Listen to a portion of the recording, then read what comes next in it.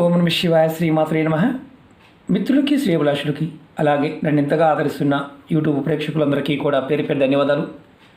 మిత్రులారా, మీ అందరికీ పరాదేవత ఎల్లవేళలా మీతో ఉండి మీ మనోవాంఛ నెరవేర్చాలని మనస్ఫూర్తిగా కోరుకుంటున్నాను. ఈరోజు మనం కార్తీక సోమవారం నాడు ఈ ఒక్క మంత్రాన్ని మనసులో తలుచుకోండి. మీరు కోరుకున్న ప్రతి కోరిక నెరవేరే మార్గాలు మీకు తెలుస్తాయి. మీరు చేసే ప్రతి పనిలో విజయం లభిస్తుంది.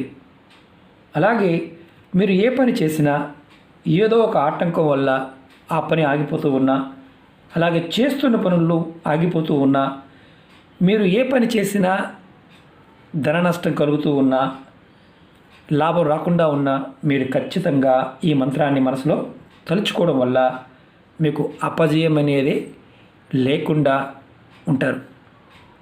అలాగే ఉద్యోగం కోసం ప్రయత్నించేసేవారు, చదువుకునే విద్యార్థులు, అలాగే కాంపిటీషన్ ఎగ్జామ్స్ కోసం ప్రిపేర్ అయ్యేవారు, వ్యాపారస్తులు, ఇంటిలో ఉండేవారు ఎవరైనా సరే ఈ మంత్రాన్ని మనసులో తలుచుకోవచ్చు. ఎప్పుడు ఏదో ఒక సమస్య మీ కుటుంబంలో మీరు ఇబ్బంది పడుతూ ఉంటే, అలా అంటే కుటుంబ సభ్యులతో గొడవలు కానీ, అనారోగ్య సమస్యలు కానీ, ఎటువంటి సమస్యలు ఉన్నా బయటపడలేకపోతున్నాము అనేవారు ఈ మంత్రాన్ని తప్పకుండా చదవండి. అంటే మనసులో అనుకోండి, చాలా తేలికైంది. ఈ మంత్రం ఎక్కడుందో కూడా మీకు చెప్తాను. అలాగే ఈ మంత్రం మీరు మనసులో తలుచుకోవడం వల్ల మానసిక ప్రశాంతత కూడా లభిస్తుంది. వివాహం కాని వారికి వివాహం అవుతుంది. అలాగే ధనానికి లోటు ఉండదు, ధనప్రాప్తి కలుగుతుంది, లక్ష్మీదేవి మీకు ఆకర్షింపబడుతుంది.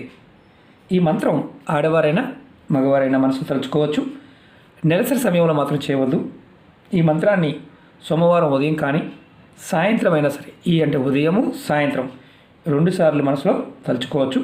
స్నానం చేసిన తర్వాత ఈ మంత్రాన్ని ఒక 108 సార్లు లేదా ఒక 5 నిమిషాల సేపు మనసులో తలుచుకోండి. మీ పూజా గదిలో అయినా చేసుకోవచ్చు, లేదైనా గదిలో కూర్చుని కూడా చేసుకోవచ్చు. మీ ముఖం తూర్పు వైపు కానీ ఉత్తరం వైపు పెట్టి చేసుకోండి.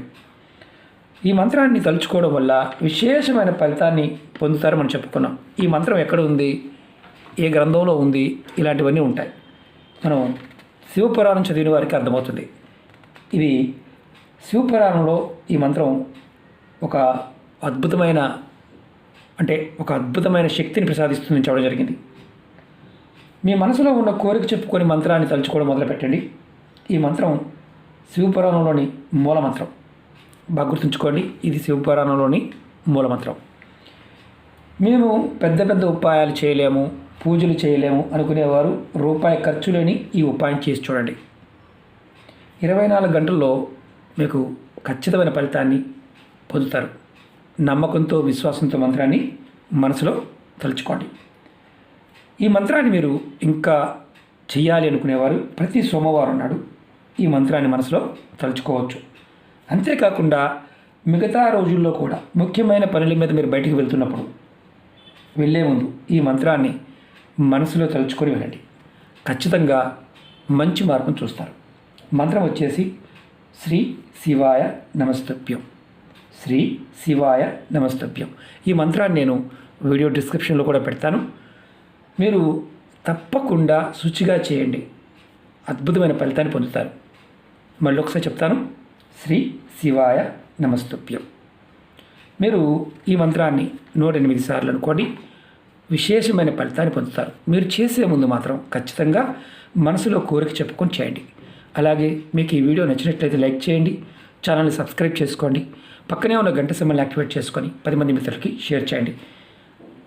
అనేక రకాల సమస్యలతో బాధపడుతున్నాము అని మెసేజ్ పెట్టే వారందరికీ చెప్పేది ఏంటంటే, ఛానల్లో దగ్గరగా 1800 వీడియోస్ ఉన్నాయి, అంటే 2000 దగ్గరలో ఉంటాయి.